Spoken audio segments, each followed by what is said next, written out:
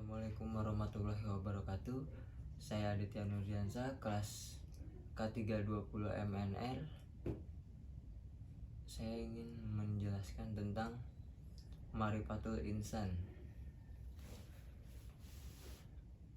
Ma'rifatul Insan dapat diartikan mengenali diri sendiri. Definisi manusia itu sendiri bisa dipahami secara bahasa bahwa manusia berasal dari kata manu Sanskerta dan mens Latin yang berarti berpikir, berakal, budi, atau makhluk yang berakal, budi, mampu menguasai makhluk lain. Selanjutnya, pembahasan pertama yaitu Ta'rif al-Insan. Manusia dipandang sebagai makhluk yang paling tinggi derajatnya dibandingkan makhluk Allah Subhanahu wa taala yang lainnya. Dilihat dari asal penciptaannya, manusia tersusun dari unsur bumi dan unsur langit, yaitu tanah dan ruh. Unsur manusia: 1. Qalb, hati; 2. Akal; dan 3. Jasad. Amanah manusia. Amanah al-ibadah. Dalam kehidupannya di dunia ini, manusia diberi tugas-tugas agama, yaitu mengerjakan perintah dan menjauhi larangan, di mana jika dikerjakan mereka akan mendapat pahala, dan jika ditinggalkan mereka akan mendapatkan siksa. Pembahasan berikutnya yaitu Hakikatul Insan. Hakikat manusia dalam konsep Islam adalah makhluk yang diciptakan oleh Allah Subhanahu wa taala, memiliki berbagai potensi untuk tumbuh berkembang menuju kepada kesempurnaan. Dalam agama Islam, ada 6 peranan yang merupakan hakikat diciptakannya manusia sebagai berikut. Adalah dimensi hakikat manusia berdasarkan pandangan agama Islam. 1. Sebagai hamba Allah. Hakikat manusia yang utama sebagai hamba Allah atau abdi Allah Subhanahu wa taala. Sebagai seorang hamba, maka manusia wajib mengabdi kepada Allah Subhanahu wa taala dengan cara menjalani perintahnya dan menjauhi segala larangannya. Sebagai Anas, manusia sebagai mana disebutkan dalam ilmu pengetahuan adalah makhluk sosial yang tidak dapat hidup tanpa keberadaan manusia lainnya. Sebagai Khilafah Allah, telah disebutkan dalam tujuan penciptaan manusia bahwa hakikatnya manusia diciptakan oleh Allah Subhanahu wa taala sebagai khalifah atau pemimpin di muka bumi. Sebagai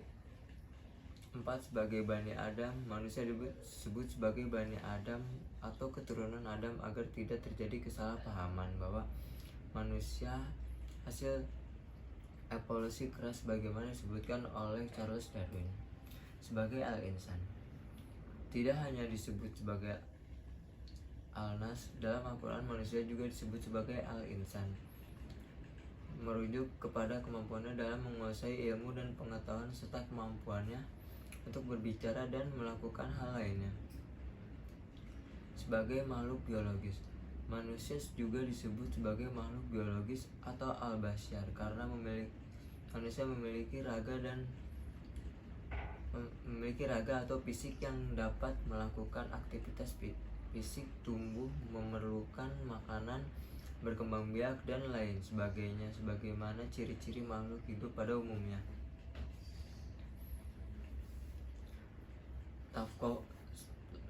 Pembahasan selanjutnya yaitu Tafqul Insan. Potensi adalah kemampuan yang mempunyai kemungkinan untuk dikembangbiakan, kekuatan, kesanggupan, daya.